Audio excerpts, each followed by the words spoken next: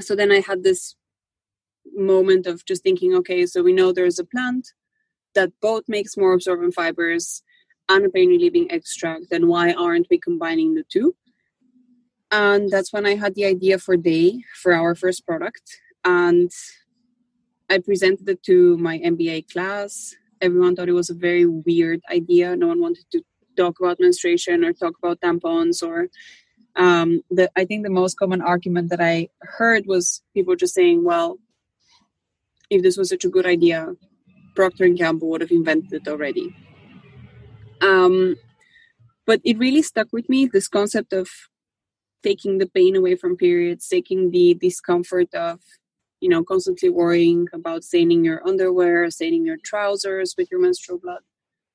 And I tried to produce the first tampons by myself initially at home. I 3D printed these molds, and I used a technique called needle punching in order to take the fiber and transform it into a tampon-like shape. And then I infused the edges of the tampon with CBD, with the extract from the hemp flower using a syringe. I tried the tampons on myself first. They really worked on me, and I have very painful periods. And then I gave them to my friends to try. My friends tried them. They gave equally positive feedback.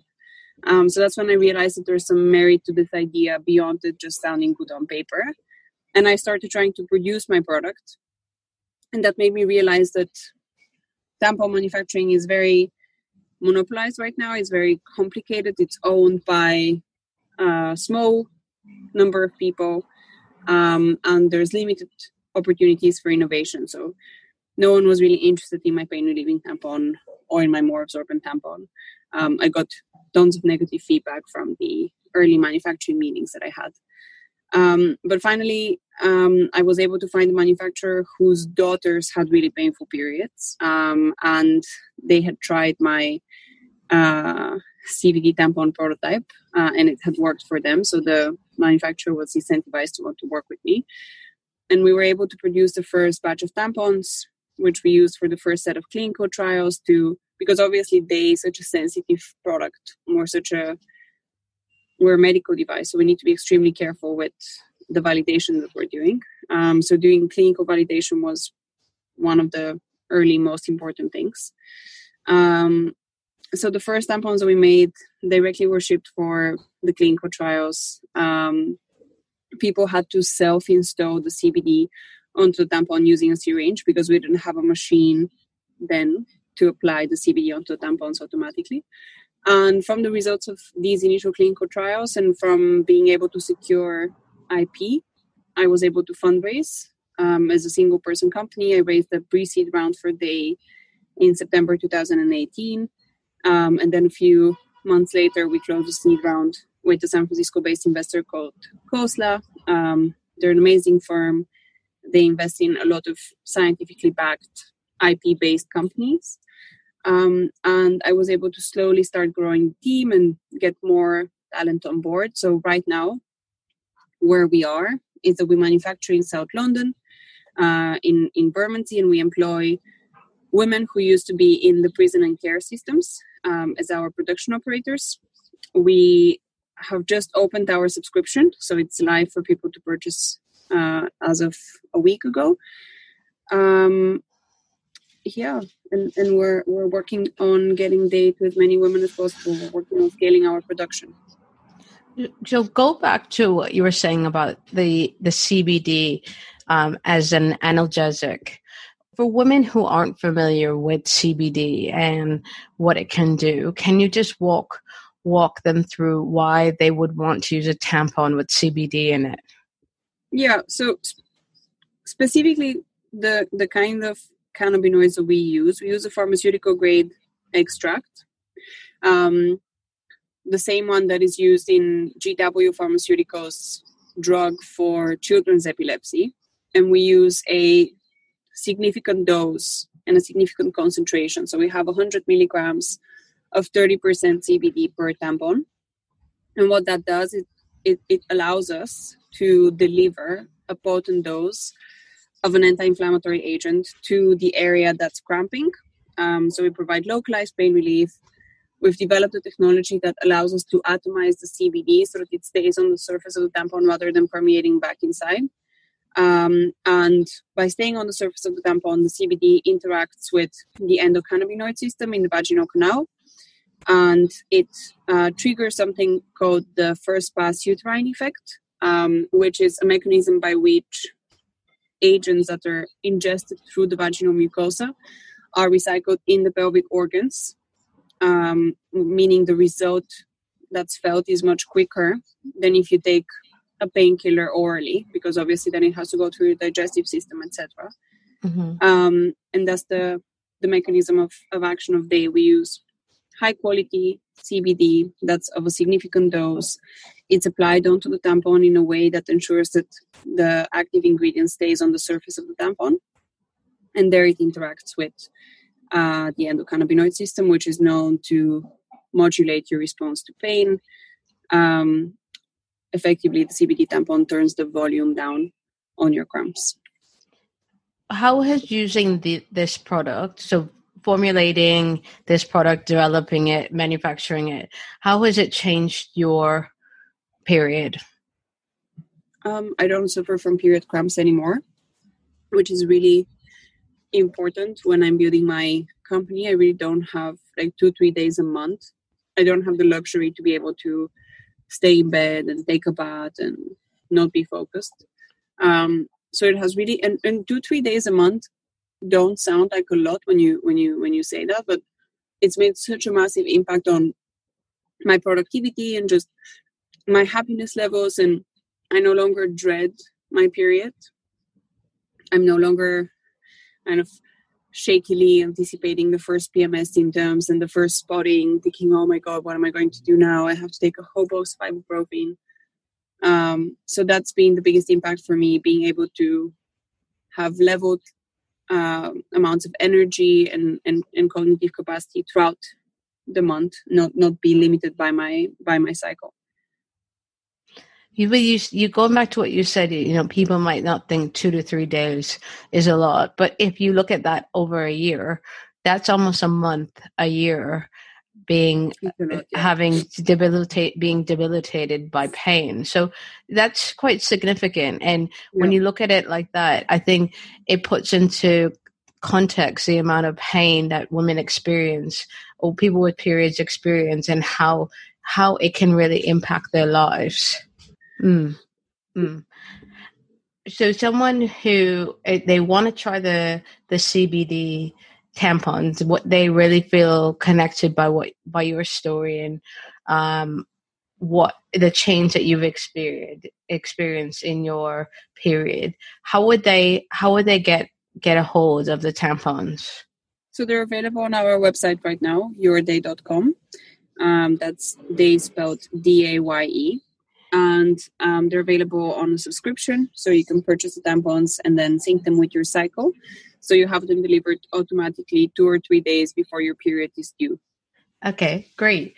And so your story is quite inspiring. You had a problem, you identified a solution, and then you rolled out a product that is quite innovative. I know there isn't another CBD tampon in the UK market, is there?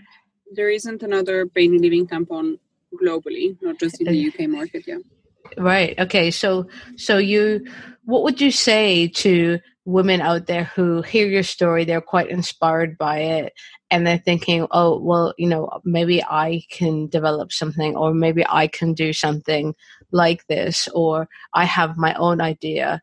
How the investing space, the startup space, is notoriously male. It's notoriously quite sexist. What would you say to these women who want to do something? Do you have any advice? I'd say it's super exciting that we live in the times in which we live in right now, because if there's one thing to be learned from my story is that a young Eastern European woman who didn't grow up with a lot and didn't have a lot of connections can still approach these on the surface intimidating brand name investors and and tell a good story and make a good case for why women's health deserves more investment and actually win that investment. So if there's any women that are listening to this interview and they're thinking, wow, I really want to start my own company as well, I'd say go for it. There's really nothing stopping you. That was the thing that really this mentality was the thing that really convinced me to take out the initial credit cards that I had to take out in order to finance the company before we had venture capital resources. I just thought to myself, okay, what's the worst that can happen? I lose like 40,000 pounds and then I just have to repay them by working in a regular job. I'll always be able to find a regular job, like even if it's just washing dishes. How long will it take me? It will take me like 10 years to repay it. What's the big deal? At least I will have tried. At least I will have learned new things. Yeah, definitely. I think that's such an amazing attitude. At least you tried. What's the worst that can happen? I mean, it's only money. And I'm not being glib when I say that, but there are definitely worse things. Yeah, and even if you take the conversation apart from the money domain, you need to be really comfortable as an entrepreneur in making a fool of yourself all the time. You need to have a really low ego. You need to constantly be proven wrong. You're constantly putting like these really awkward situations of complex interpersonal dynamics that you have to navigate as you manage a team, as you manage a board, as you deal with your suppliers.